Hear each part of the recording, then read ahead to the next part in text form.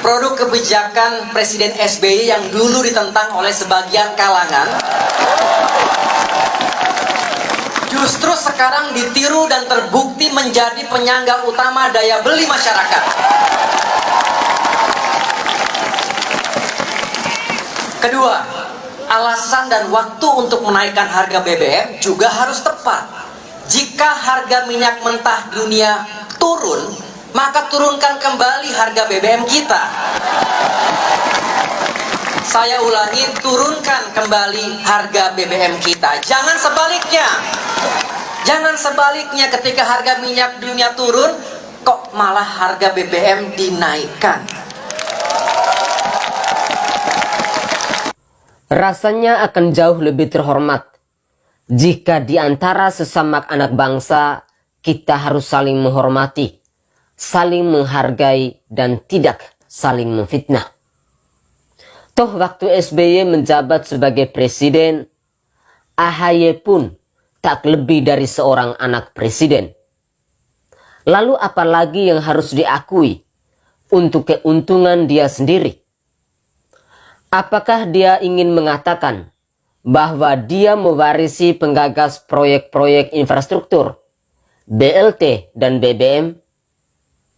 Jika demikian, maka publik pun akan mengingatnya bahwa SBY adalah seorang presiden yang ingin lebih dikenal sebagai presiden pembuat album nyanyi terbanyak dan bapak mangkrak terpopuler dari kalangan pejabat publik di negeri ini. Lalu, anaknya AHY pun berbicara setinggi langit, seolah-olah paling suci. Padahal, rakyat Indonesia sudah tahu bahwa apa yang dia bicarakan itu karena rasa sakit hati. Saudaraku sebangsa dan setanah air, klaim AHY mengenai BLT dan BBM bahwa Jokowi melanjutkan serta meresmikan proyek infrastruktur yang digagas sejak pemerintahan SBY barangkali tak akan muncul jika sedikit saja terpikir olehnya tentang bangsa Indonesia yang berdiri dan diproklamirkan pada tahun 1945 itu bukanlah hasil karya orang per orang. Boleh saja Partai Demokrat berbangga diri karena di dalam rangkaian pembangunan negara ini ada jejak dari pihaknya. Namun terasa berlebihan jika klaim seperti itu diberi muatan yang menafikan keseluruhan aspek-aspek pembangunan yang berkesinambungan.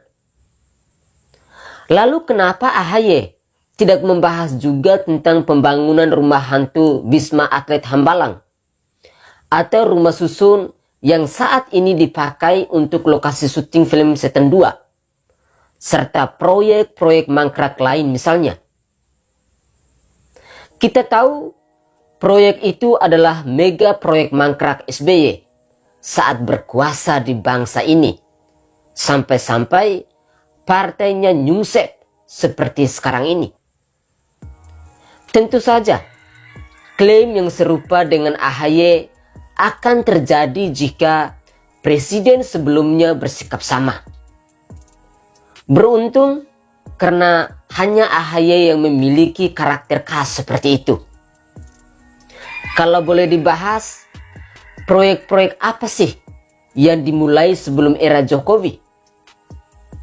Ternyata tidak hanya andil SBY yang ada di proyek-proyek itu, melainkan terkait juga dengan era Orde Baru. Mungkin kita boleh meminjam kalimat bijak dari Presiden Soeharto untuk sang proklamator.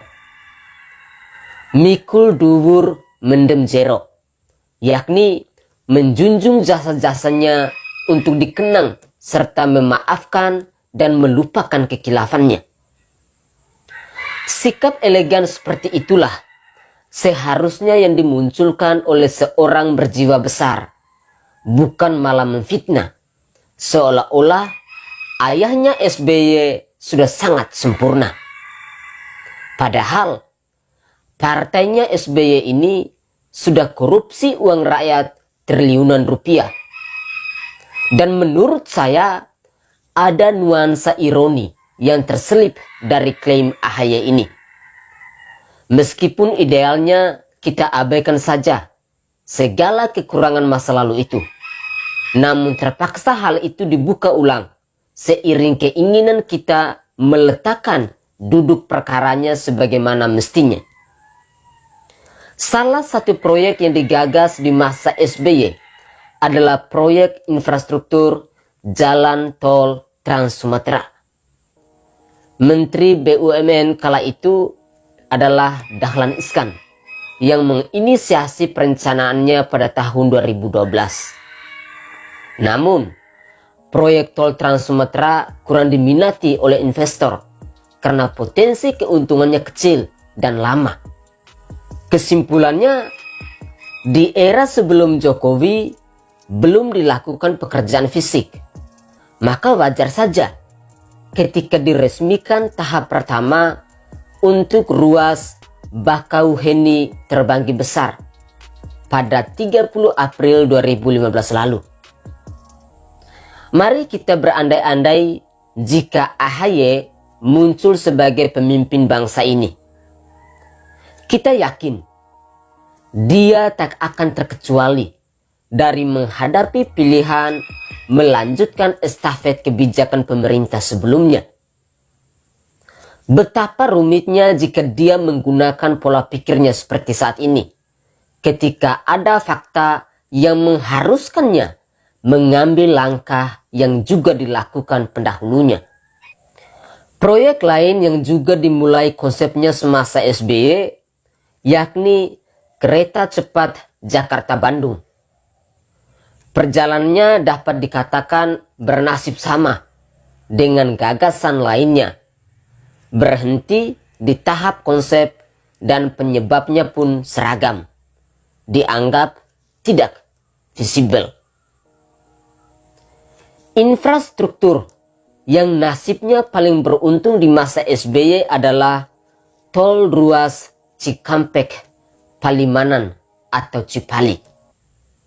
Praktis, hanya proyek yang satu inilah yang tuntas semasa Presiden SBY dan diresmikan oleh Presiden Joko Widodo. Mungkin perjalanannya menjadi kompensasi dari tol Cipularang yang diresmikan SBY meskipun dikerjakan semasa presiden terdahulunya. Kalau AHY ingin mengklaim proyek infrastruktur semasa SBY ataupun BLT ataupun BBM naik, seharusnya dia juga tak melewatkan proyek-proyek mangkrak ketika itu yang jika dikalkulasi bisa bernilai jauh lebih tinggi. Apalagi kalau dihitung ongkos sosial politiknya. Untuk itulah, maka kita harus memberi masukan kepada AHY ini dan jajaran Partai Demokrat itu sendiri. Berpikirlah lebih dewasa sebelum orang lain menguliti celah-celah yang akan membuat citranya semakin rendah dan tak bermartabat. Rasanya akan jauh lebih terhormat jika kita di antara sesama anak bangsa harus saling menghormati, saling menghargai, dan jangan saling menjatuhkan. Toh dirinya waktu SBY masih menjabat tak lebih dari seorang anak presiden. Lalu apa lagi yang harus diakui untuk keuntungan dia sendiri? Apakah dia ingin mengatakan bahwa dia mewarisi penggagas proyek-proyek infrastruktur? Jika demikian, publik pun akan mengingatnya sebagai pewaris seorang presiden yang ingin lebih dikenal pembuat album nyanyi terbanyak dari kalangan pejabat publik. Untuk urusan yang satu itu, mungkin masyarakat akan jauh lebih mudah mengingatnya ketimbang kontribusi ayahnya dalam menggagas pembangunan di negara ini. Apalagi